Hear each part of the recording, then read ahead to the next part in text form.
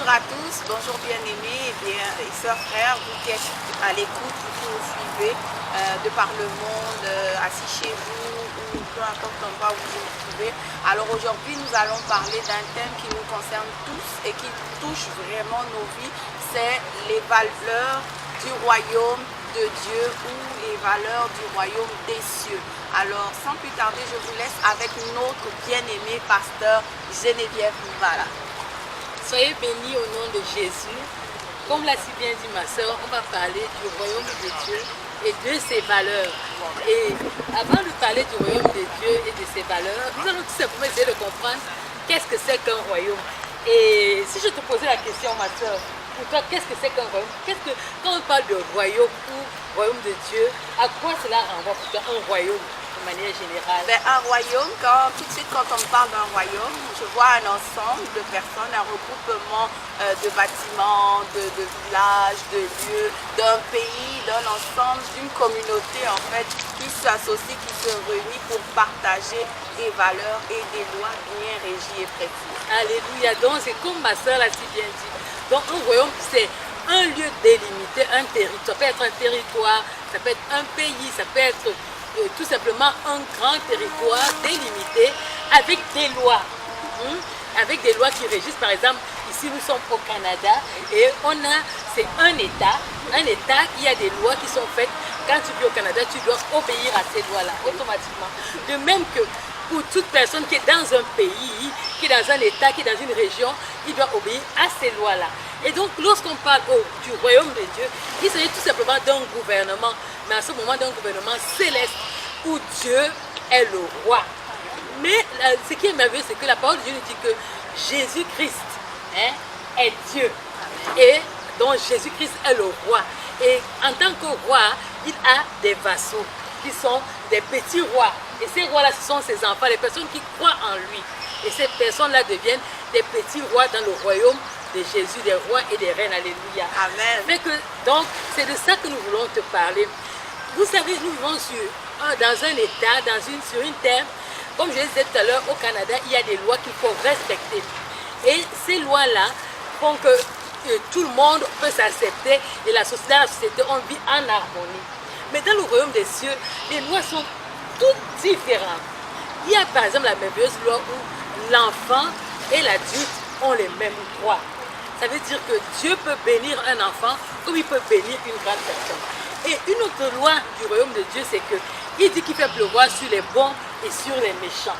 Donc, ne crois pas que parce que tu es trop juste que Dieu va te bénir. Non, il est un Père aimant, il aime tous les enfants, toutes les créatures. Et dans son royaume, les bons et les méchants sont bénis. Amen. Une autre chose encore de ce merveilleux royaume que moi et toi nous pouvons découvrir, c'est que dans ce royaume-là, il ne fait exception de personne. Que tu sois noir, blanc, rouge, je ne sais pas quelle est la couleur de ta peau. Dans le royaume de Dieu, tout le monde a la même valeur. Amen. Et dans ce royaume-là, il y a des lois qui sont étranges. Dans le royaume de Dieu, le soleil écoute. Dans le royaume de Dieu, la mer, l'eau, l'océan écoutent. Les plantes écoutent. Et elles peuvent chanter, elles peuvent parler. Amen. Les animaux parlent. Il peut utiliser les animaux pour donner un message aux gens. Comme Balak et Balaam. Il peut utiliser des arbres quand il veut enseigner. Amen. Il peut utiliser toutes choses dans ce royaume-là. Alléluia. Quand il veut vraiment se manifester. Et il dit que dans son royaume-là, la création nous enseigne sa crainte. La création nous enseigne que Dieu existe et qu'il y a quelqu'un qui veille, qui est ordonné.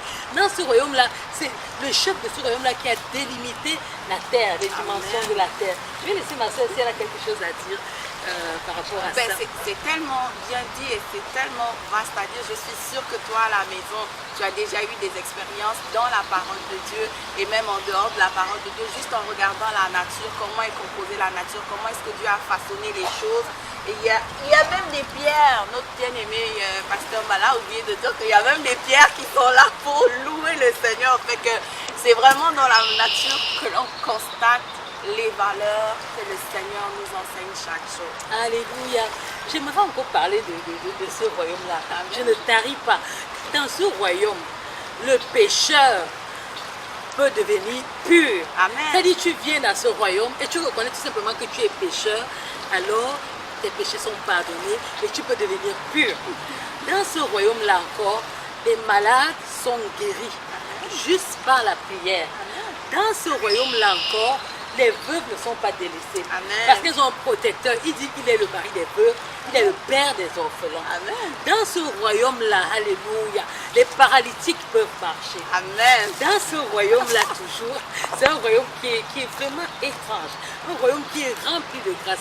Un royaume où l'amour de Dieu prône et règne sur toutes choses. Amen. Sa parole nous dit qu'il y a 3 merveilleuses valeurs dans ce royaume-là. La paix, la joie dans le Saint-Esprit, alléluia, Amen. la justice. Amen. Et parlant de justice, la justice dans ce royaume n'est pas comme la justice dans ce royaume-ci. Dans ce royaume-là, le meurtrier peut être absous et peut devenir saint. Le meurtrier peut avoir la transformation du cœur. Dans ce merveilleux royaume-là encore, alléluia, les femmes à la perte de sang Amen. peuvent avoir la guérison instantanée. Amen. Dans ce merveilleux royaume-là encore, il y a des choses qui se passent qui sont vraiment étranges. Les personnes qui sont rejetées, qu'on ne considère pas dans la société, sont considérées, ont de la valeur. Donc ce n'est pas par rapport à ton poste, ce n'est pas par rapport à tes études. Dans ce royaume-là, les humains sont valorisés. Tous les humains sont valorisés tels qu'ils sont. Et vraiment dans ce royaume-là, c'est un royaume où il faut être, ma bien-aimée. Amen.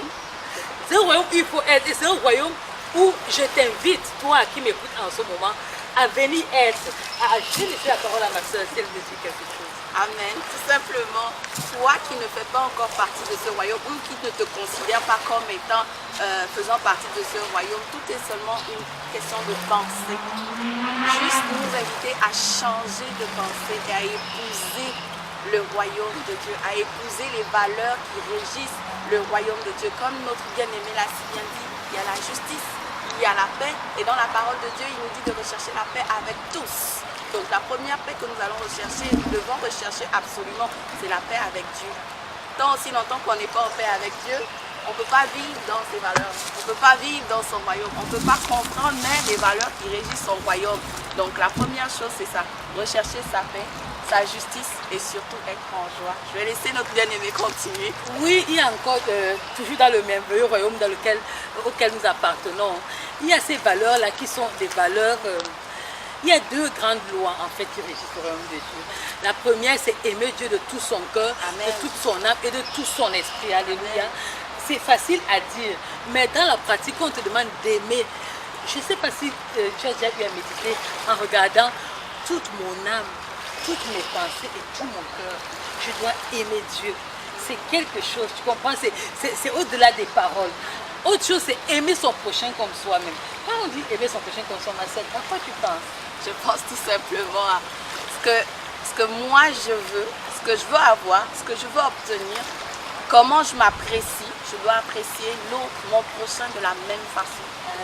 C'est vraiment le regard que j'ai sur moi. Je dois avoir le même regard, je dois porter le même regard sur celui qui est en face de moi. En fait, celui qui est en face de moi devient mon reflet.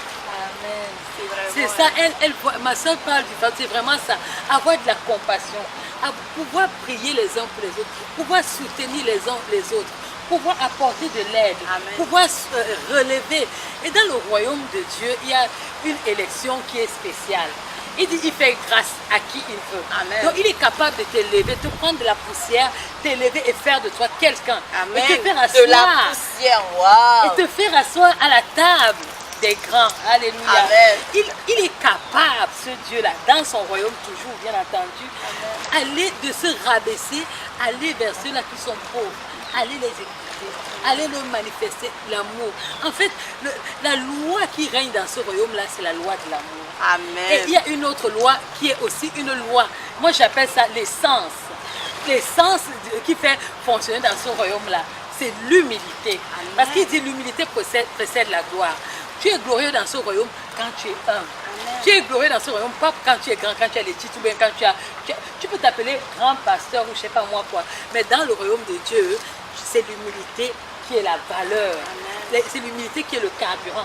C'est l'humilité qui approche Dieu vers toi. C'est l'humilité qui fait que le roi des rois te regarde parce que lui-même il est humble. Et il nous a montré le bon exemple. Le bon exemple, c'était vraiment le service.